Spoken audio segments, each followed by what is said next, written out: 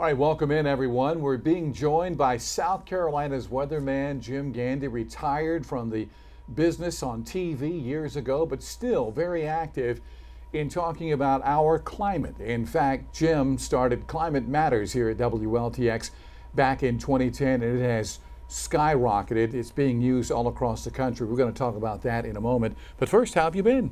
I've been great. I mean, even with the virus causing havoc around the world, so far I haven't gotten it.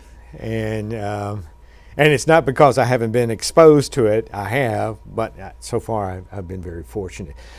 It's put a crimp in my travels. Sure. But I'm still getting around. There's been a lot been going on in my life since I retired. But I'm still busy in the area of weather and climate. In fact, that's what we want to talk about right now. Climate Matters. It started here in 2010. It was starting out as, I believe, a one-year experiment here to find out what you could do as far as your team of meteorologists in informing the public about climate change. Tell me how it started and what happened from there. It's very interesting. There was a meteorologist who was on the air at the time in Washington, D.C., who had this bright idea that broadcast meteorologists could help educate viewers about climate change. So he got together with the Center for Climate Change Communication at George Mason University. They came up with this proposal, and they contacted the station's scientist committee, which is a committee of the Broadcast Meteorology Group of the AMS, and I was on it. And somehow or another, I convinced them to let me be the test case. So we spent almost a year trying to get ready for this. And then we did the year-long project, which was 2010, 2011. We started in August of 2010. The results of the experiment were successful, and that encouraged them to go national with it in 2012. And so this year, we're celebrating 10 years of Climate Matters. And it is amazing because, of course, I was the first one to do it, right.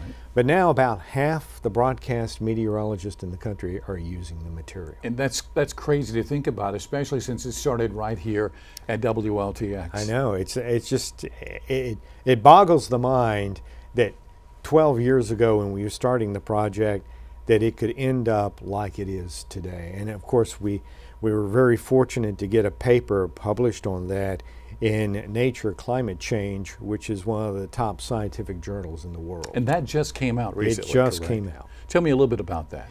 Well, it highlights the whole process that's been going on with developing the program, and we learned an awful lot. We could apply the same techniques that we did with Climate Matters with other things as well. But keep in mind, when we started Climate Matters, we were just kind of in a fish in a pond. This had never been attempted before. So we didn't have much guidance on how to do this. So we learned a lot from the year-long experiment here in Columbia, and others have weighed in on the project. A lot of people have gone into making this a success, not to mention the scientists who have participated in this effort, and they came to us from Climate Central. Let's talk about just how big of a deal and how important climate change is right now, and Climate Matters, how it plays a role in all this. Climate change, scientists say this has been happening over the last many years, correct? Yeah, basically since the beginning of the Industrial Revolution. That's when our carbon dioxide in the atmosphere started to increase. Now it has increased about 50% over what it was at the beginning of the Industrial Revolution. And it has exceeded the levels that we have seen during the interglacial periods. So we're setting ourselves up for a much warmer future. Already the climate has warmed about 1.25 degrees Celsius. Now, that doesn't seem like an awful lot. But keep in mind, that's an awful lot of energy that's gone into the atmosphere.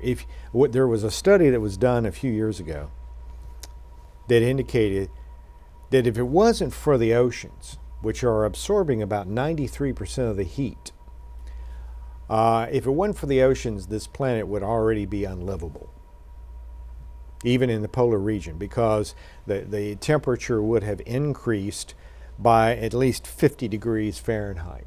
And that's just beyond the bounds by which humans can tolerate. Not everybody's on board with all this. We'll talk more about that in a moment, but a lot of leaders are on board, a lot of world leaders, national leaders. Case in point, just a few short years ago, you were speaking to then President Obama about all of this at the White House. And that was with the release of the National Climate Assessment, number 3 or 4, I can't remember. But yes, that was what, 2016, I think it was, something like that. And that was an important meeting.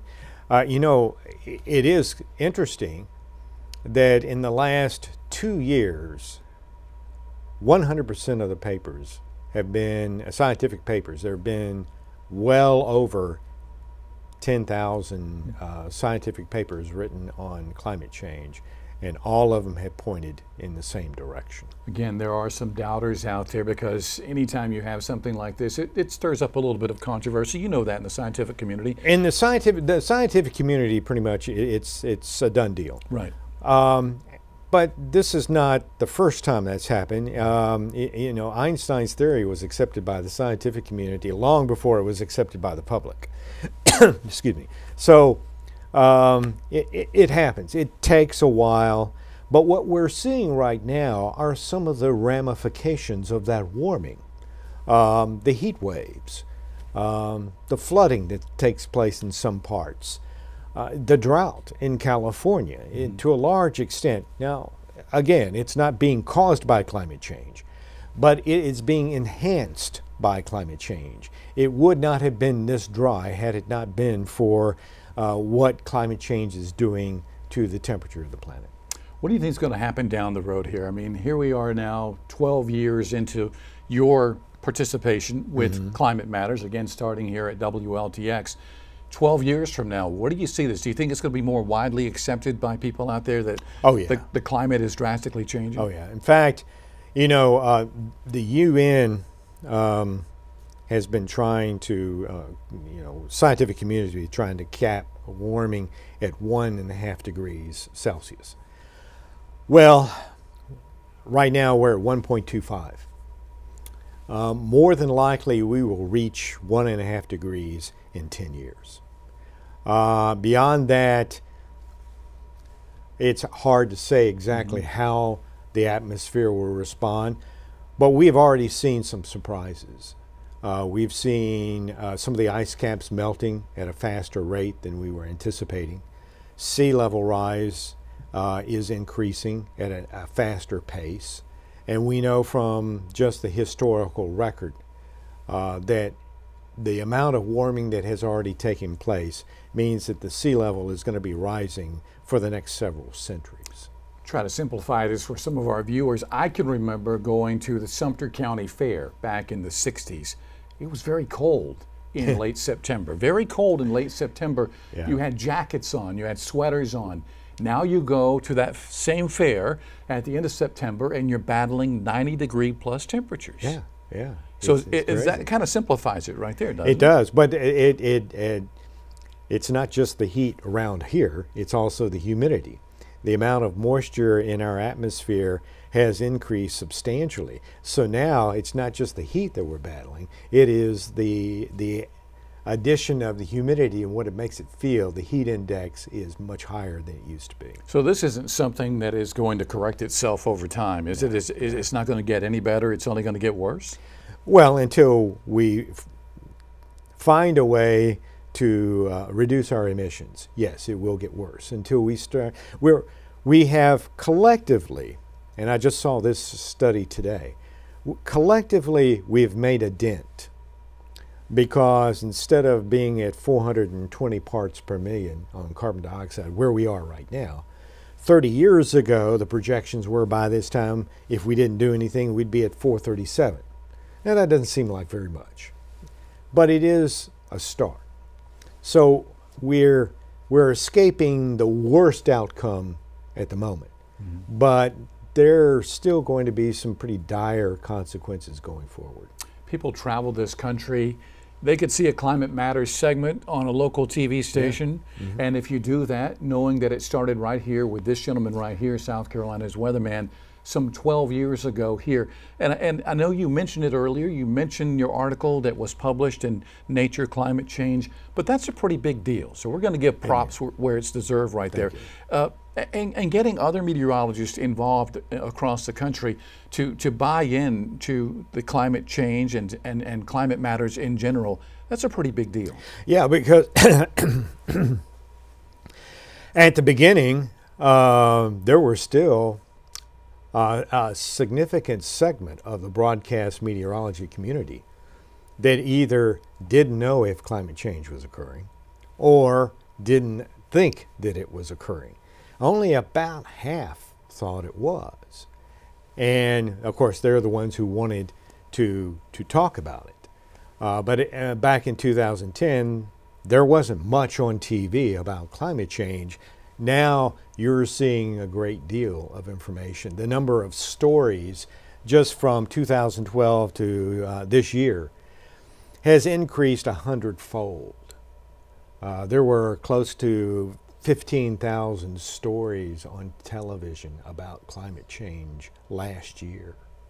And this year I suspect we will surpass that because of what we're dealing with. Now, here in South Carolina, it's hot, it's humid. We call that summer. It hasn't been as bad as some summers in the past. But don't let that fool you, because it's not the high temperature that's warming the fastest. It's the low temperature. And when we're seeing low temperatures not breaking 75 degrees at night, that impacts us in agriculture because it sterilizes the pollen. And that makes it difficult for vegetable farmers to get a crop in during the month of July. What can we do here on Earth to make things better when it comes to climate change? Well, you know, it's going to take a collective effort. Basically, people say, well, we're not going to go back to the Stone Age. No, we're not going to go back to the Stone Age. But we have to make a shift in the way we produce energy here on the planet. We have to get away from burning fossil fuels to something that's more renewable. It's happening, it's just not happening fast enough. Here in South Carolina, there are quite a few things that we can do. Obviously, we can embrace solar technology. It's getting much cheaper to do solar now than it used to. We can do things like convert from incandescent bulbs to LED lights. Whenever you replace your air conditioner, replace it with an energy efficient system. That helps cut down. Don't run your air conditioner so cold. It really doesn't do you that much good in the summertime to be running it at, say, below 75 degrees because the air conditioner just can't cool it that much, particularly when it's 95 degrees outside. So, be a little bit more sensible about your energy use. That can help. But those are individual actions. It doesn't stop there. Companies have to get on board, and a lot of them have. Walmart here has done a lot in converting to solar technology. You've got Amazon doing that. Google is on board. Apple's on board. So you've got companies here that are embracing it. And you know why? Because it's cost efficient. What company does not want to save money? And if you can save money by reducing your energy cost, then that's great for the company, it's great for the environment, it's great for shareholders. All right, South Carolina's weatherman Jim Gandy, congratulations again on the article. Thank you very much.